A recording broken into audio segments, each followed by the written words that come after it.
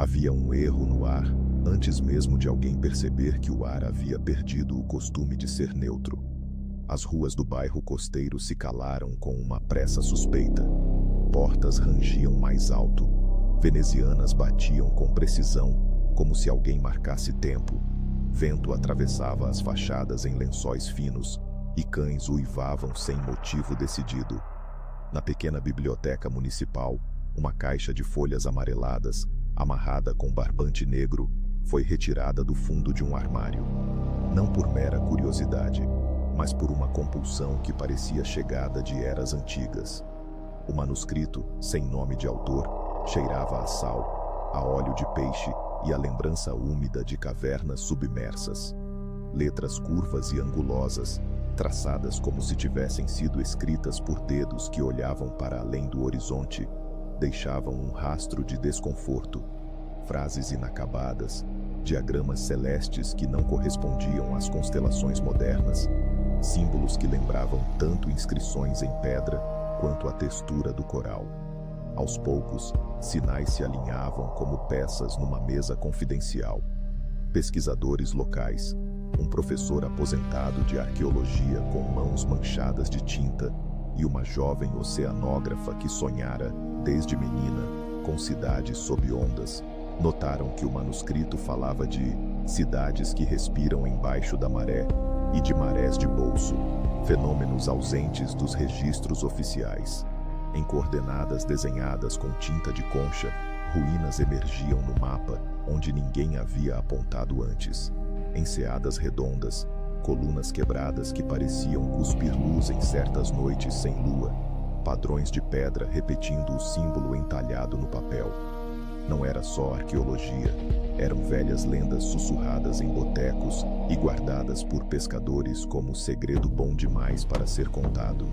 Cantos antigos falavam de seres que trocam voz por marés e de turistas que juravam ter visto lanternas subaquáticas dançarem em sincronia com estrelas fora de época. Os relatos vinham hesitantes, contados em respirações curtas, como quem teme ser ouvido de volta. Alinhamentos celestes coincidiam com padrões de coral que floresciam em intervalos estranhos, gerados por correntes que pareciam obedecer a um pulso ritmado por lógica não terrestre. A obsessão cresceu silenciosa. O professor deixou de atender aos netos. A oceanógrafa viveu noites sobre mapas iluminados por um abajur, olhos rijos como bússolas partidas. Visitantes passaram a sonhar com salas de pedra inundadas por vozes de sotaque de maré. O manuscrito parecia adaptar-se. Palavras se rearranjavam, oferecendo linhas que só os desesperados entendiam. Eles liam, repetiam, e as letras pediam um preço: a perda da certeza. Parentes notaram mudanças, risos que se apagavam, horários que perdiam sentido, como se o tempo houvesse sido reconfigurado para subir e cair com as águas. A realidade começou a dobrar. Numa madrugada sem nuvens, um grupo seguiu coordenadas até uma enseada, onde a pouca luz brilhava como prata velha. A água recuou de modo absurdo, revelando escadarias de pedra cobertas de fu, palavras que não constavam em dicionários, mas ressoavam na garganta de quem as lia. No centro, ergueu-se uma forma monumental. Não um templo humano, mas arquitetura orgânica. Arcos como costelas de baleia, fachadas que respiravam lenta e ritmicamente, como se a própria estrutura usufruísse da respiração do oceano. Estrelas ali faziam linhas diferentes. Constelações alinharam-se com frestas das pedras, abrindo janelas de luz que penetravam na água como facas de pergunta. O manuscrito, agora rabiscado com anotações feitas em sangue salgado, deixou de relatar para comandar. Havia uma sequência a ser cantada, uma entonação que, segundo suas páginas, poderia despertar ou acalmar o que repousava. Quem a proferia sentia primeiro que sua voz era apenas um fio dentro de uma sinfonia maior. Depois, que cada palavra afrouxava o que separava o humano do não humano. Alguns silenciaram após a invocação. Outros, começaram a responder perguntas não formuladas. A cidade ouviu ecos de algo que media tempo em camadas, memórias de civilizações anteriores ao conceito de história, de entidades cuja linguagem era um conjunto de pressões e memórias químicas. Quando a verdade veio, não foi numa resposta clara, mas em flashes. Mapas antigos mostravam a mesma enseada como centro de um saber que previa alinhamentos não calibrados por calendários humanos. Cerâmicas registravam algoritmos de marés.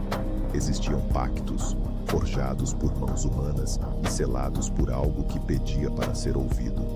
O pacto trocara memória por estabilidade. Povos aceitaram que partes de sua lembrança fossem devoradas, embaladas no que a entidade precisava para sobreviver além do tempo.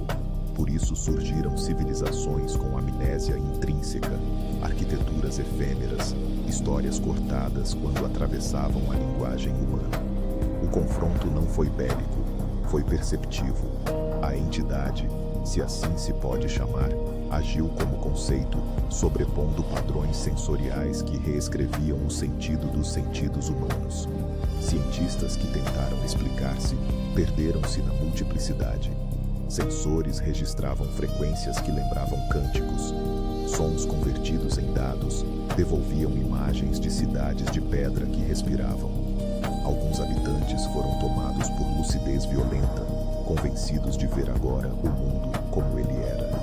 Uma tapeçaria de ciclos onde o humano era apenas um nó. No fim, não houve vitória nem derrota. As marés retomaram o costume com a mesma naturalidade com que o ar se tornara suspeito. O manuscrito desapareceu ou foi escondido onde mãos humanas não ousam. Alguns voltaram, com olhos que brilhavam como visores molhados. Outros partiram, como se seguissem caminhos sem retorno. Surgiram histórias novas. Quem dizia ter ouvido uma música do fundo do mar, contendo uma lista de nomes. Talvez povos que escolheram dissolver-se nas correntes. O mais inquietante foi perceber que aquilo fora só uma fresta. Se existia uma entidade que mediava acordos entre memórias humanas e ciclos oceânicos, então a história humana seria uma série de encontros encobertos, cedendo pedaços do passado em troca de pão, de noites seguras. E ainda hoje, em noites de maré baixa, quando a areia canta ao retomar sua forma, velhas vozes sussurram nomes que não pertencem a este tempo. Quem escuta sente, subterrânea e irrevogavelmente, que a verdade maior dorme nas cavernas azuis, respirando fundo, esperando alguém com a insolência de aprender sua língua, ou a paciência de esquecer que a aprendeu.